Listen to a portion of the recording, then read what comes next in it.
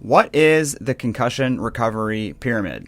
Hi, Concussion Doc here, Dr. Karen Marshall, President and CEO of Complete Concussions. And today we're talking about concussion treatment. So this video is for clinicians. However, if you're a patient, you might get some value out of this as well. But everything has to be done in a certain order, right? If we think about going on a road trip, for example, well, we need to, have a map. We need to know what our destination is. We need to have gas in our car. We need to make sure that our tires have good air pressure. We need to make sure that our oil is good. We need to have all these things done before we can go. If you leave without any gas, you're not going to get very far because pretty soon you're going to be on the side of the road, run out of gas. The same thing goes for concussion treatment. There's a certain order that things need to be done. And if they're not done in the right way, then you're going to end up with some problems. Now, when I talk about the concussion pyramid, you're going to see that most clinicians actually start way up here at the very top of the pyramid. And they're neglecting steps 1, 2, 3, 4, and 5. And then they're wondering why they're not getting the results that they think they should be with their concussion rehab. Maybe you're a vestibular PT and your focus is vestibular, and you start doing vestibular rehab on people, but you realize that sometimes this takes 6 months to a year and sometimes even longer, and I'm not getting these patients better. Why is that? You're probably missing steps 1, 2, 3, 4, and 5, and you're just focusing on this one last piece. But this one last piece won't work if all of this other stuff has not yet been taken care of. So let's first talk about persistent concussion symptoms and why they occur. So persistent concussion symptoms are actually not due to ongoing brain injury. A lot of people think that concussion is a brain injury and therefore the symptoms that you're experiencing months and years later are due to issues with the brain. But in fact, the research shows that they're not due to issues with the brain. They're due to other systems that become dysfunctional as a result of concussion. And those dysfunctional systems cause the same symptoms as concussion. So therefore, the treatment of persistent concussion symptoms is not about treating the brain. It's about fixing the systems, the underlying physiological systems in the body that are driving those symptoms. So the first one is autonomic nervous system dysregulation. People get stuck in kind of fight or flight mode, and we need to help rebalance the autonomic nervous system because that autonomic nervous system controls blood flow to the brain. And it also controls all sorts of other things like our sleep, our hormones, our anxiety levels, our physical fitness levels. So you have to rebalance this system in order for things to work properly. Secondly is inflammation. After a concussion, you're going to get an inflammatory response, not only in the brain, but there's a thing called the gut-brain axis. So it impacts our gut permeability as well as the bacterial composition of our gut within the first few hours.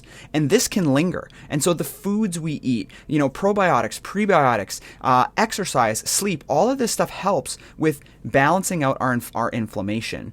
And if you have autonomic and inflammation happening for a prolonged period of time, you're going to start to get pituitary dysfunction, hormone dysfunction, where you get impact to your growth hormone, your sex hormones, thyroid hormones, all these different things that can then cause further downstream effects. So somebody that's been dealing with this issue for months to years likely has had autonomic and neuroinflammatory gut issues happening for a long time, and then that starts to dysregulate their hormones, and things just keep getting worse and worse and worse and worse because it's not being addressed properly. Number 3 is visual and vestibular dysfunction. Now, most clinicians are super familiar with this one. This seems to be where people go with their rehab. Number 4 is cervical spine dysfunction. So with a concussion, you get a neck injury at the same time, right? Concussion and whiplash both happen from acceleration and deceleration. Well, you can't accelerate and decelerate the head without accelerating and decelerating the neck. And so you're going to get a whiplash injury or neck injury every time you get a concussion. And if we're not looking at the neck and we're simply focusing on our vestibular, our visual system, the neck tells our brain where we are in space. And if the neck is telling our brain that our head is tilted like this, our brain's going to be confused as to which signal it believes. Does it believe the vestibular that's telling it that, well, no, everything's level? The eyes are saying, well, everything's fine, but the neck is saying, I'm actually tilted like this. Your brain just goes, wait a minute, something's going on here, right? So the neck can tell us a lot about where we are in space. The neck can cause headaches. The neck can cause dizziness. The neck can cause visual disturbances. The neck can cause cognitive problems. The neck can cause every single symptom that you see in concussion. And there's been studies that have been done. I actually wrote one with John Letty where we compared whiplash and concussion patients, and their symptom profiles were identical. We couldn't tell the difference between the two of them. So neck and concussion are a big family here. And then number 5 is mental health. So depression, anxiety all happen after concussion injury. We know that depression and anxiety increase by 2 to 3-fold after a concussion injury, particularly in those that have persistent symptoms, right? It's pretty hard to not be anxious if you've had these crazy symptoms for 4 years. You're going to be like, what the hell is going on? Why can't anybody fix this? And that anxiety can actually cause very similar symptom profiles to that of concussion. So then you have more symptoms, you get more anxious, you have more symptoms, you get more anxious, you have more symptoms, you get more anxious, and the cycle just keeps going, which then anxiety goes right along with fight or flight. Your nervous system now is dysregulated, and that nervous system dysregulation starts to cause more issues at your gut, which causes more inflammation, and so on and so on and so on. And this cycle just keeps going. So how do we fix this? Well, most clinicians go right to rehab. They don't think about autonomic. They don't think about gut. They don't think about inflammation. They don't think about hormones. They don't think about mental health. They just go right into like, oh, you're dizzy? Okay, well, let's do vestibular rehab. Well, that's not going to work if you don't have a strong foundation. So this is a mistake. Now, why is this a mistake? Well, because every concussion symptom, no matter what it is, and I'm going to talk about a couple in a second, no matter what that symptom is, it's coming from multiple different areas potentially. And if you're just going to go straight to, okay, it's dizziness, I'm going vestibular, well, it could be visual, it could be autonomic, it could be neck, it could be so many different things. And if you're not considering those other factors, you're going to miss a big chunk of potential therapeutic options that you're not utilizing. So number 1, let's look at headaches, right? Headaches can be due to blood flow issues in the brain, which are autonomic nervous system dysregulation. Even if we look at something like migraine is like hyperexcitability of the nervous system, as well as chronic inflammatory conditions that make the brain kind of go a little bit haywire. That's why you get the aura, and then you get the spreading depression of the migraine headache. Autonomic issues, inflammation. It could be due to sleep dysregulation, which then drives inflammation, because sleep is how we clear inflammation. It could be due to hormone dysfunction. It could be due to neck issues. It could be due to visual strain. Right? So there's a whole bunch of things that can be driving these headaches. And if you think, okay, headache, I'm going to give them a painkiller, you're not actually addressing the underlying system that's causing that headache. All you're doing is masking the symptoms. And then not only that, if you're taking painkillers every day, you're going to start to get rebound headaches when you're not taking painkillers, and you have this withdrawal symptom. So we have to look at what is causing it. Every single symptom, if we look at dizziness, could be due to autonomic, could be due to vestibular, could be due to visual, could be due to neck, could be due to mental health and anxiety, right? Cognitive dysfunction could be due to mental health. Actually, mental health is the biggest driver of cognitive dysfunction. What do most clinicians do if somebody says, oh, I'm having memory impairments, or I can't think straight, or I'm foggy, or like I can't pay attention in conversations? They're going to say, okay, I'm going to send you to cognitive rehab. Well, the thing is, the number 1 driver of cognitive dysfunction is actually anxiety. Anxiety causes us to not be able to think straight because our mind is swirling in all different directions, and we can't actually calm ourselves down and think straight. So if we go after mental health, or if we go after cognitive dysfunction with cognitive rehab, you're potentially missing the underlying system that's causing the whole thing in the first place. Mental health is number 1. Chronic inflammation makes it so that your brain can't work properly. Autonomic dysfunction, because you're not getting proper brain blood flow. And even neck dysfunction, because again, you're going to have symptoms of headaches and dizziness. You can't think straight if you're really symptomatic. So cognitive dysfunction, for example, is getting rid of all the other systems or getting rid of all the other systematic problems, and then cognitive function smooths out. A lot of times cognitive function will come back all on its own as if you fix the other systems that are involved.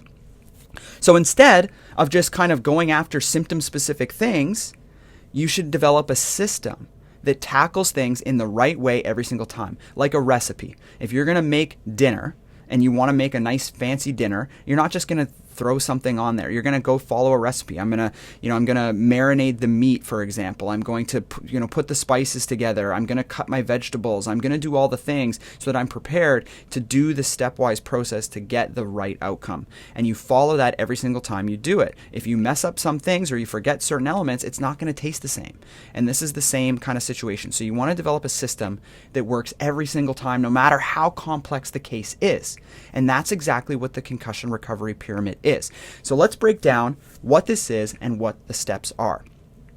Number 1 is understanding persistent symptoms. The patient needs to know what the drivers are. They need to know that it's not brain damage. persistent symptoms are not brain damage. They're due to dysfunction in these systems. There's 5 systems, and it could be this, it could be this, it could be this, it could be this, and we're going to explain each one of them and how they work and why they cause those symptoms. And here's going to be our step-by-step process to fixing each one of those.